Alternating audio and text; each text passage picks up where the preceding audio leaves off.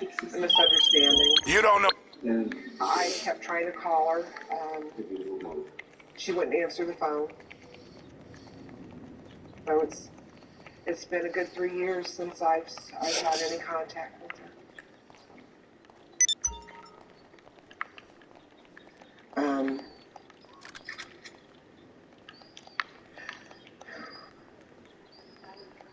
A very, very dear friend of mine said to me, Cindy, she gave you away when you were a baby.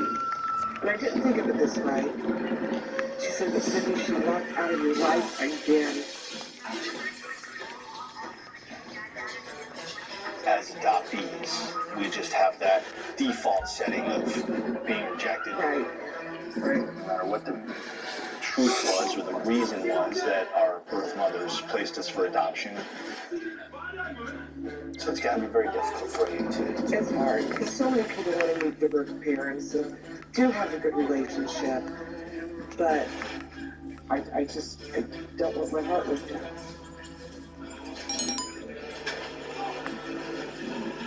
So, let's talk a little bit now about Dr. Hicks. Dr. Hicks was known for falsifying his birth certificates to make it appear as though the adoptive parents were actually birth parents. The various times that you met with Lita, did you ever ask Lita about any sort of records he may have kept or any sort of paperwork? No, but I heard that they haven't been able to find anything. I heard that possibly it could have been in the mausoleum that he was buried in, which he actually wasn't buried in. He was buried beside it. Let's back up one step. This is the first I'm hearing about this. Where is this mausoleum? It's in Kaysville, but Abraham North, his wife, was buried in that mausoleum. You said that the documents could be inside the mausoleum? Right. And he died in 1972, so they would have to have been placed in there a long, long time ago. This is so interesting. It's unbelievable, man. This is crazy. I would love to be able to get Lita's perspective and story. Would you be willing to connect with her again? May I hold my hand? Of course. I still have a lot of questions. I have no idea about my birth father. I'd like to know a little bit about him. We'll lean on each other for support. Okay? Because I know that I'm asking a big favor from you by doing this. So I would appreciate that, yeah.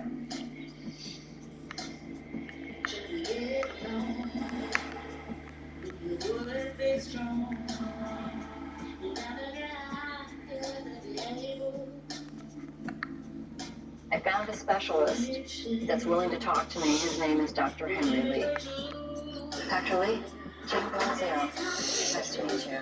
He specializes in the care of premature babies. I'm hoping that he will be able to help us get to the truth of this peculiar pattern of babies that are under 5 pounds and how that will affect survival rate. And hopefully whether Dr. Hicks' medical practices were out of the ordinary or if what he was doing was actually causing harm to both mother and child. There's quite a few rumors on what Dr. Hicks did. And we're just trying to piece all the information together. This is a very shocking story. I think I'm still taking it in. It's not every day that someone calls you and says, hey, you know, I was sold as a child and I have some questions because I wasn't the only one. The number of babies that came out of the clinic, we're estimating it at 200 plus. It may have been more. The majority of them were very low in birth weights, in the 4 to 5 pound range. So yeah, 4 pounds would be sort of about an average weight of a baby born at around 31, 32 weeks. That's fairly early, especially at that time.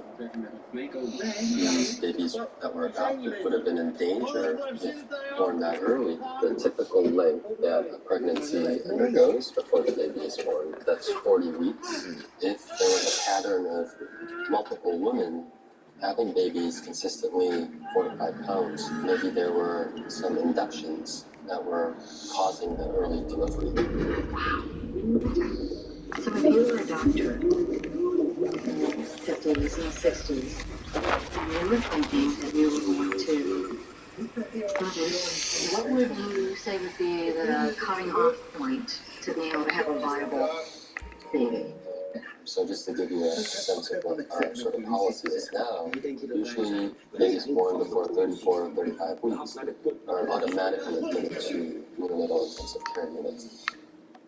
Many of those babies would have difficulty breathing because of immature lungs and perhaps have trouble with getting enough nutrition. In general, we don't recommend induction prior to 39 weeks if there's not a clear medical reason. 37 weeks at that earliest, because we know that there are dangers to the baby if they're born before that.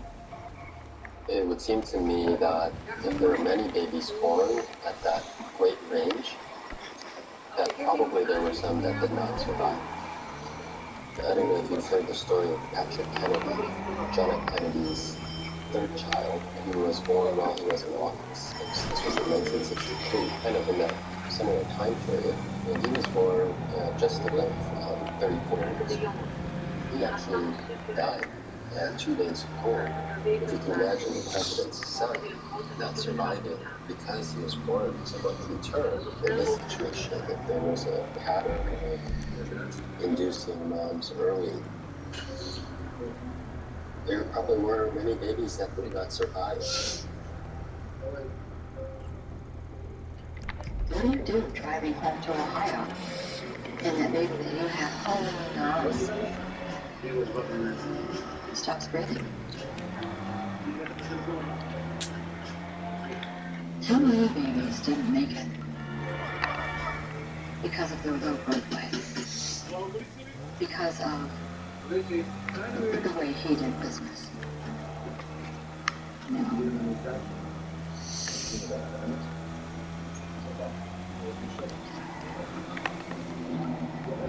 If I would have died, I don't know what my parents would have done with me. There would never be any way to track if a baby died in between North Georgia and Akron, Ohio. So they could just as well just then discard that baby, and there would be no track.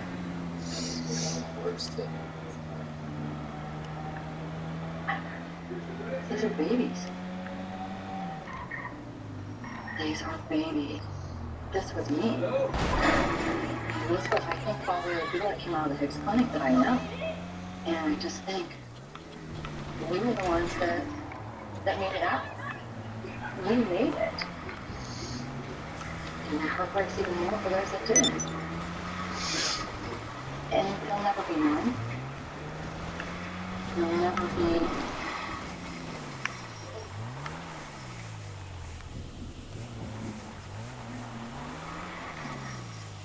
Give me a minute.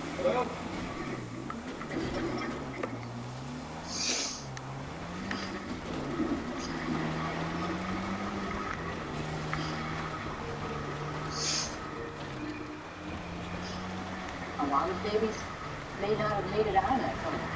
We don't know the numbers on the abortions. We don't know the numbers on babies that were induced and didn't survive that. I may not ever know all of the answers.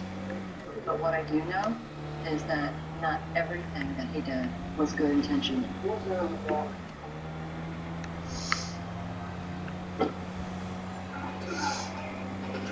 I hope that Chris can connect with Cindy's grandmother to get a first-hand account of what was happening in that clinic.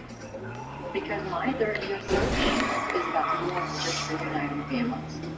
It's about finally getting to the truth.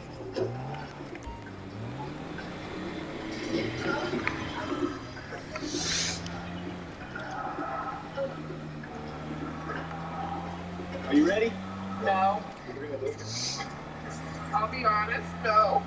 We've arrived at the restaurant. Just inside is Cindy's birth mother, Lita. This is huge that Lita agreed to talk to us. Hey, how you feeling? I feel like I want to throw up. To be perfectly honest, I'm nervous. I'm really nervous.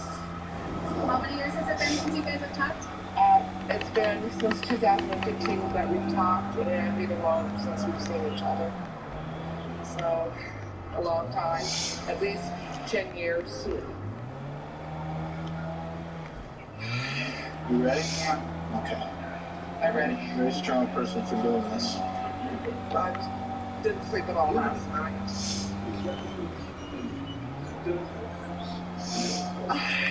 Alright? I don't know. I'm not feeling all comfortable. You want to stay here? I really don't know. I really. Do this one right there.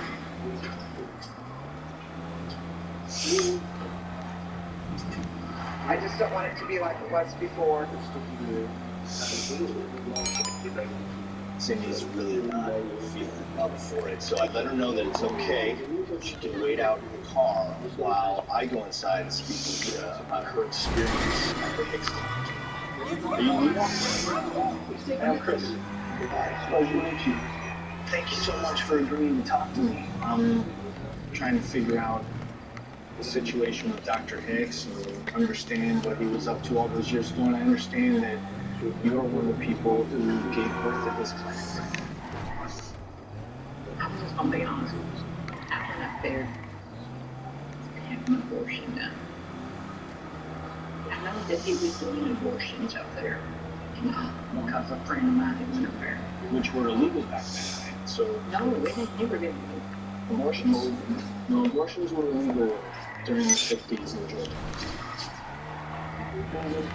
I didn't know that. Anyway, he said, especially and the baby.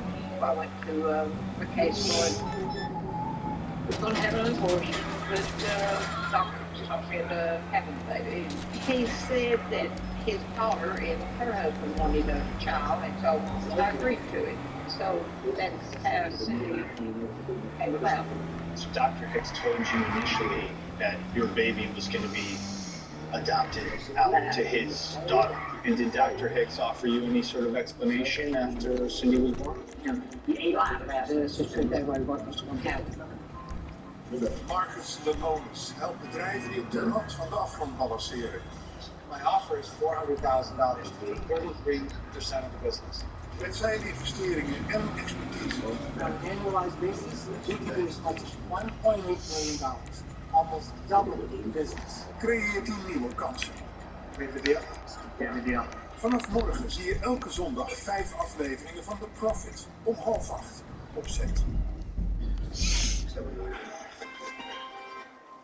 Welkom op Beach Resort Makkum, een traditioneel en duurzaam gebouwd resort. Een unieke waterparel gelegen aan eigen strand. Investeer nu in luxe villa's direct aan open vaarwater of in een nieuwe residentsappartement direct aan de strandboulevard. Daar in luxe met deze unieke waardevaste investering. Kies voor eigen gebruik om samen te genieten of een gegarandeerde meerjarige familieopbrengst. Ga naar www.residencemakkum.nl. Kom naar de open huisweekenden en investeer. Na de vakantie moet er weer een beetje op gang komen. Daarom had Kruidvatje om er weer helemaal voor te gaan. Zo komen we allemaal op ons voordeligst voor de dag. Ja, klopt. Nee, dat is het niet.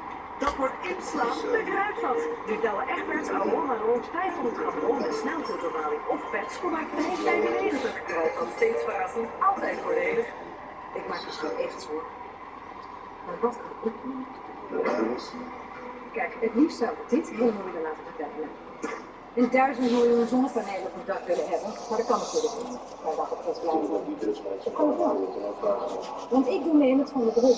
En dat betekent 100% groene energie en uit Nederland. En als iedereen nou meedoet, dan kunnen we vol goede energie gebruiken. Ik ben voor. Hoe heet ons zeker bedrijf waar we mee samenwerken in foute dingen doen? Duurzaam. Wij volgen ook al duurzaam. Als ik geen zuiver kom, moet ik doen het doen. Nee, dit is hoe ze het. We werken liever samen met een bedrijf die het beste met mensen volgt. Als je maar lang genoeg gewoon bent, zelf niet zo. U uitnodigen, dat heeft u makkelijk zo. In 3 minuten, het klaar voor. Maar dat is twee kenteken, is een duidelijk vrij, en van uw uit waar je kunt op Carglass.nl.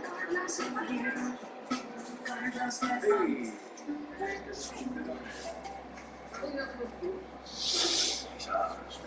Kaartje. Dus eentje voor de tuin en eentje voor de weg. Eentje voor je en eentje voor deze week?